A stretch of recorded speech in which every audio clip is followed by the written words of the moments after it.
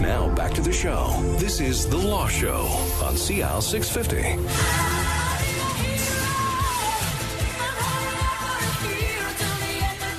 And welcome back to the Law Show on CL 650. We're talking about immigration and citizenship from MKS Law, immigration and citizenship lawyers. We have Gordon Maynard and Rudy Kisher in studio. And let's focus on Canada. The numbers of immigrants coming into Canada over the last decade at least has been growing every year pretty much. Right now we're over 300,000. So what are the latest numbers? So this year the government sets a target every year in terms of how many. When we say immigrants, we're talking about people that will get permanent residency. These aren't citizens. These are people that get permanent residency. That is a pathway after being here as permanent residents for a certain time period. Then they qualify for citizenship. So the government sets a target every year, and this year it's the largest target that we've had, I think, since the 1920s. Is 305,000 people is the target for the government to bring in, and that's broken down into sort of three major categories. The one is an economic category, right, which takes up probably about you're looking at probably close to 50%. Then you have a family category, which is close to 30 to 40%, and then the last category is sort of refugee and humanitarian compassion, which sort of takes the last sort of 10-15%. Where do most people come from? Well, I know Philippines has been a big one over the last decade. Is that still one of the top? Philippines, I think on the last was the largest, actually. I think so. It's the Philippines, China, and India tend to be sort of the top in the top five, I would say, for the last 5 to 6 years. What happened? China used to be consistently at the top, but as our immigration program has changed with an increase in the language requirement, we've seen Filipinos actually sort of increase in numbers, and the amount of Chinese applicants being accepted decline. Okay. So do you think this trend is going to continue, or are we going to end up at 350,000, 400,000? And there was chatter, I can't remember, in the last few months anyway, about the Liberals wanting to open the doors more to help get the economy moving. There was a lot of talk about McCallum, the former Minister of Immigration, was floating around a number around 400,000. There was a report that had come out from an economic group that had basically said, the ideal number, we need more immigrants, and the ideal number would be to push it up to 400,000. And McCallum was trying to sort of float that test balloon at a bunch of speeches he made. And then Angus Reid came out with a study that said only 6% of Canadians support more immigration to Canada. Well, I think the Liberals are looking for a way to jumpstart the economy, because we have this sort of stagnant economy. We have not really no growth across the country. Alberta has a big part to play in that with the lower oil. But if you bring more people in, they need to have a place to live. They need a mattress to sleep on. They need a TV. I mean, and you also have guaranteed Liberal voters, right? I mean, my parents immigrated. Wait a second. I'm always the one that calls the political angle here. I'm just being honest. That's good. So, Gordon, where do you think we're headed? Do you think if you have 6% of the population saying, well, that's that more is better, and the rest are saying that's enough, where do you think we're going to go? Oh, great question. Rudy's right. There's a balance point that you have to meet. What's the perfect number of new immigrants to bring in to best jumpstart the economy? What's the right number to bring in that doesn't stress our social services? And I include education and medical services in there.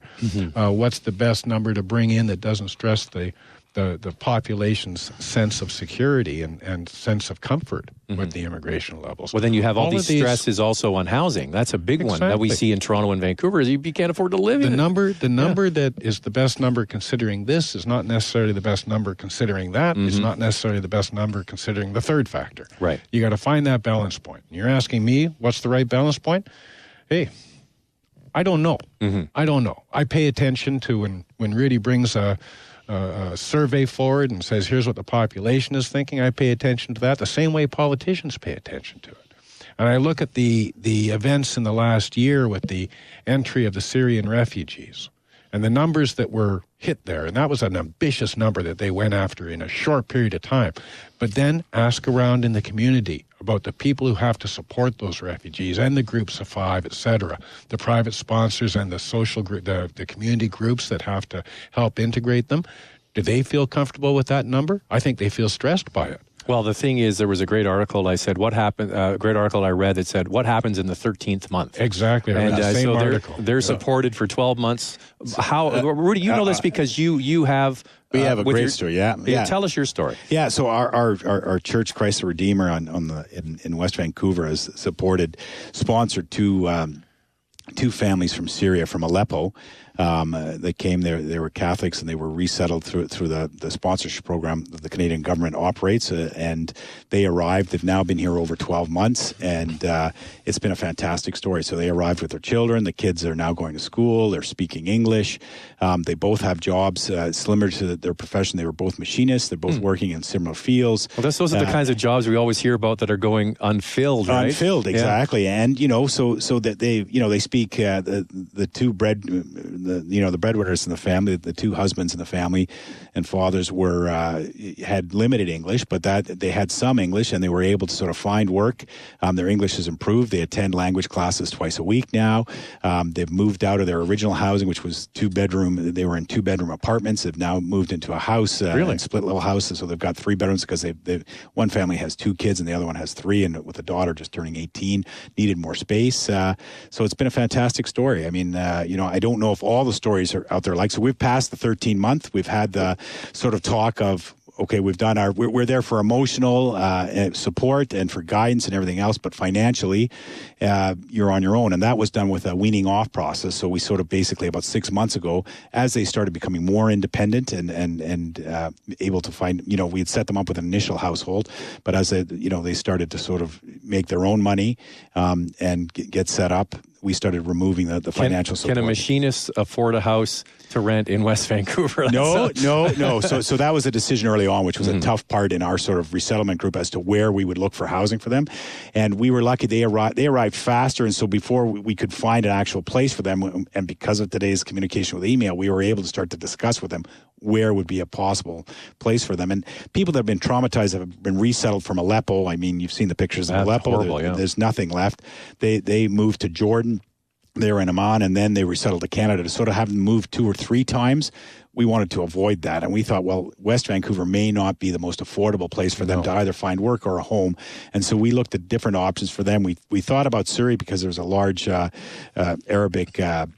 Arabic Christian community out there that we thought that they might want to be, but they decided they had a friend in Burnaby, they had someone they knew, and so we looked for a place in Burnaby, and they actually ended up living in the same complex with their brother, and another brother's arrived and is now living in Powell River, but they were able to find something much more affordable in Burnaby. So it's worked out pretty good. He can walk to work, the kids are walking to school, and it's been a really happy story. So a quick story, because we have less than a minute. I was in Winnipeg, and I was at the airport. I was there for an event, and waiting for I don't know if you've been to the Winnipeg airport. You come down an escalator to get to the carousels for the baggage, and there's this whole group of people with maple leaves and welcome and and they were waiting for 2 of the last remaining family members to arrive in Canada. The TV cameras were all there, and the family had been brought to Canada slowly, and the last 2 members came down, and it brings a tear to your eye. Yeah. It's something to watch. So I think it's been a good experience, stressful, I'm sure, for those communities, but I think overall it's been a good idea. Yeah, I guess the big question is the numbers. When we were talking about numbers, has Canada reached that saturation point? I mean, another number that I found interesting on an Angus Reid study was 25% of Canadians would support the order that Donald Trump brought in. 25%. There you go. That's that number. right wing we talked about, and if it gets fed, you never know what's going to happen. I think 100% of that number don't know what the order is. I think we'll leave it there. That's the voice of Gordon Maynard from MKS, and Rudy Kisher has also been our guest from MKS Law in downtown Vancouver, immigration and citizenship lawyers. Great discussion as always, gentlemen. We'll have you back soon. That's all the time we have for today. I'm Zach Spencer. We'll speak to you next time on CL 650.